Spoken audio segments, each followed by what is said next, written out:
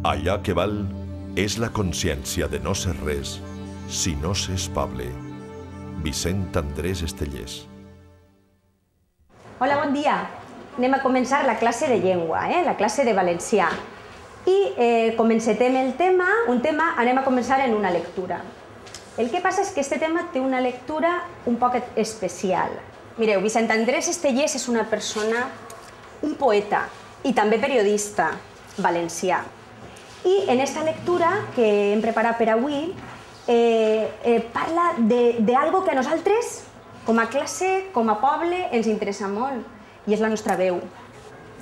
Però ara anem a fer la primera lectura col·lectiva.